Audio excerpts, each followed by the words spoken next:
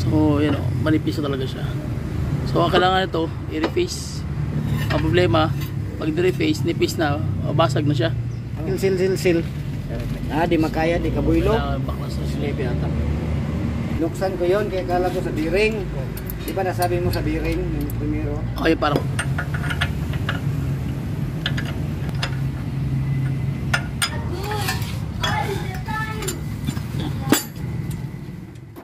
pagpalang araw guys, another client na naman tayo na Toyota Avanza. Ang concern dito is maugong daw, tsaka medyo hindi na makapit yung brake system. So pag-usapan natin guys, basic pointers yung rotor disc na sobrang nipis. So sa magandang instances hindi na pwedeng i-undergo ng ito ng reface sapagkat sobrang nipis na ito. Although makapal man yung brake pad, pero yung kanyang rotor disc subject for replace talaga. Ito yung nagiging cause ng madulas na pag-uusap once na makapakan ng brake. Kasi nga hindi na siya gano'ng makapit dahil sobrang nipis. Okay? So ang gagawin natin guys, ituturo ko sa inyo yung basic pointers. Hindi natin ma-videohan step by step. Malaga makuha nyo lang yung punto by punto kung paano magpalit ng rotor disc. Medyo matrabahoso lang siya, pero malaga malaman nyo kung ano yung dapat gawin, kung ano yung unang titrahin at paano siya kapalitan. Okay? So samahan nyo ako sa basic pointers guide na tutorial kung ano yung gagawin natin. Simpleng bagay lang pero malaking tulong sa ating mga nag-DIY, especially sa mga unit owner. Okay, so let's start, let's go, pasok. Okay, so basic pointers pa rin tayo bago tayo mag start. So check natin yung dashboard kung ano yung makikita natin na issue dito sa kanyang indicator lights. So makikita nyo yung blinking ng kanyang ABS. So malakas talaga yung blink. So same process pa rin guys, basic pointers. Bago kayo tumira ng mga unit, kailangan nyo muna mag-undergo ng engine scanning. Kasi yan po talaga yung pinaka the best way para matumbok natin yung problema. Okay, so patayin na natin and then mag-undergo tayo ng engine scanning guys. So tara, let's go. Yung dalawa. Front wheel, front right sa front, sa kanan. So ano yung code? C1235. So nagpalit naman tayo. Abnormal cycle of front wheel drive check. Nabasa niya. Doon sa right talaga. Oh, right talaga yung pinalitan natin. Tayo man ang nagalaw eh. Okay, nagalaw niya. Nagpalit naman tayo. So okay na, delete na natin. So okay na yun siya. Delete na lang yun. Okay, nagpalit ka naman. So erase mo na yan siya. Nakabit nila yung sensor? Oh, nakabit na.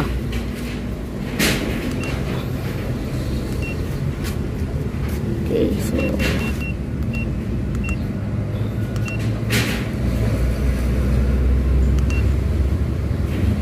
no TTC ang ayun na, nag-blink na siya. Okay, so makikita natin sa unang code na lumabas is C1275. So ibig sabihin ito yung ikot ng kanyang gulong. So hindi maganda yung perfect rotation ng gulong guys. So yun ang pinupunto nito. So ano yung ibig sabihin nito? Either bearing o yung kanyang rotor disc o anumang mechanism na involved doon sa usapin ng kanyang rotation. So yun po yung ibig sabihin ng C1275. So hindi natin nalalaman guys kasi baka malito kayo. So yun yung pinaka basic nyo ng punto nun. So kailangan siyang i-double check pa rin. Okay? So yung number 2 naman na lumabas na code is C1235. So dito guys ini-indicate niya mismo yung abnormal cycle ng kanyang front right side ng kanyang gulong. So ito po yung ibig sabihin nito. So malalaman mo na agad kung ano yung problema. Kung nasa kaliwa ba siya, nasa likod ba siya, nasa harapan ba siya. So ibig sabihin nasa harapang bahagi ng kanyang kanan. Okay, sa passenger side. So yun po yung indicate ng Z1235 po na nakahulugan ng kanyang code na 1235 at saka yung 1275. Okay, so ang gawin natin guys, i-delete na natin na diretso yung kanyang code para wala tayong maintindihin. Pag masalpak na natin yung pyesa, matanggal na natin, papalitan na natin, and then diretso na yan, delete code na guys para sureball na wala ka naintindihin. So ganun po siya kasimple. Malaga makuha nyo yung basic pointers na kung paano siya titrahin punto by punto. Okay, so after ma-delete, okay na. So check natin guys yung ilalim, na-delete na natin, okay na, and then back na tayo sa main issue. So tara, let's start na guys. Tanggalin natin gulong and then simula na tayo. Let's go.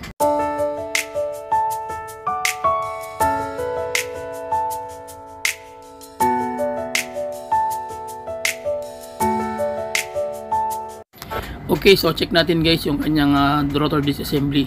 So makikita nyo ngayon sa lagay ng kanyang sitwasyon ng kanyang disc, nakailang beses nang bawas ito. Ibig sabihin marami na siyang beses na nabawasan, hindi lang isa o dalawa, duda ko hanggang dalawa. So kung magbabawas pa tayo ito guys ng pangatlo, mababasag na yung kanyang disc sapagkat sobrang nipis na nito. Kita nyo naman yung kapal ng disc, talagang hindi na talaga siya pwede. Ayan o, kita nyo yung nipis. So alanganin na natin babawasan pa yan.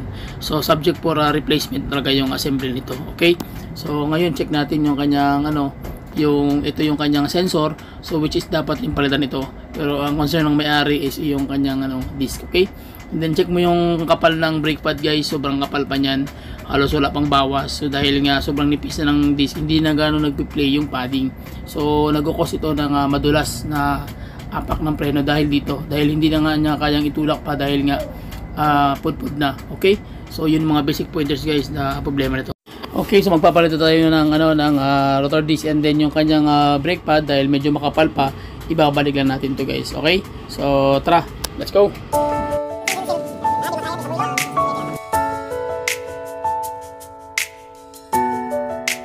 Okay, so ito yung kanyang speed sensor guys, na makikita nyo sa plastic lang ito. Ayan, so hindi na tayo magpapalit ng speed sensor dahil medyo okay pa naman to. So ang gagawin na natin is yung kanyang rotor disc, yun lang ang papalitan natin para set up na tayo. So okay, so tanggalin natin yung guys para diretso na tayo. Okay, so basic pointers pa rin guys kung magtatanggal kayo ng wheel hub assembly ng kanyang mechanism. So kailangan mo talagang masuhin yan kasi nga napakatigas ng kanyang ball joint ng lower arm suspension. So kailangan mo ng maso at konting pasensya, kasi pag hindi mo alam yung technique pagtanggal nito, medyo mahirap talaga siyang tanggalin dahil stuck up yan So ilang taon siyang nag-standby dyan. So yun, kailangan mo pitikin ng maso para bumagsak mismo yung kanyang assembly. Okay, so yun yung mga basic pointers. So tara.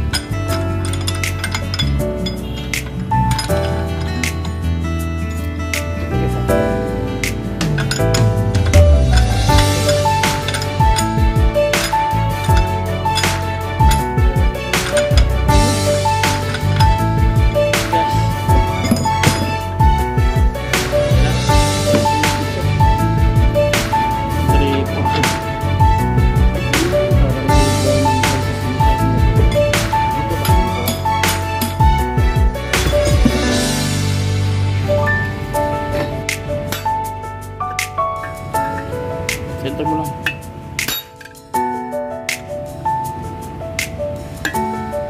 Ito yung ating ipapalit guys, yung Toyota Avanza type ventilated. So although Japan ito, pero replacement lang siya. Kita nyo naman bago. So ganoon lang kasimple guys. Pag tanggal nyo na yung malaking bolt na yun, yung kanyang nut na yun na napakalaki na makahirap tanggalin, so ma-release na yan, and then diretso na salpak yan guys. So malaga tawag niyan, makita nyo yung wastong setup. Okay, basic pointers pa rin guys. Bibili kayo nito, kailangan makita nyo yung numbering ng kanyang lapad tsaka ng thickness niya.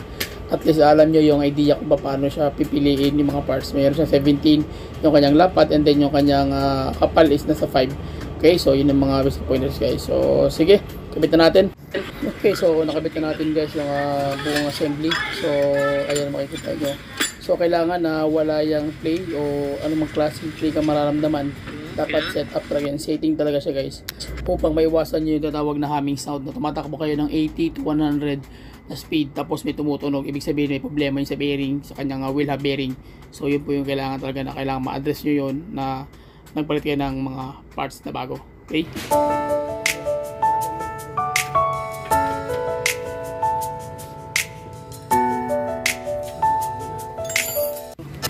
After niya mahigpitan, so dapat double check talaga ng maigi yung clearance ng kanyang rotor disc. Kailangan walang anumang play o kahit maliit.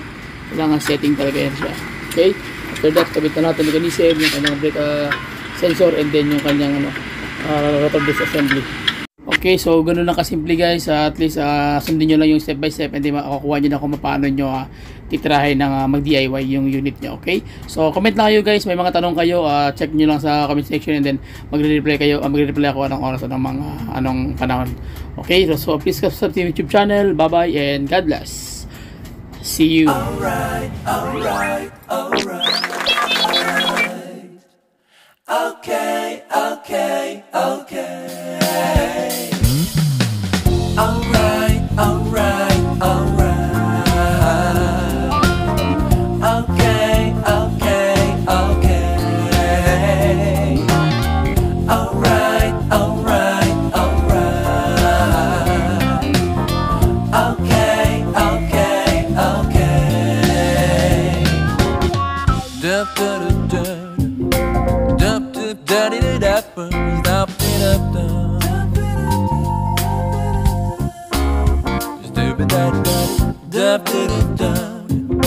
Da da da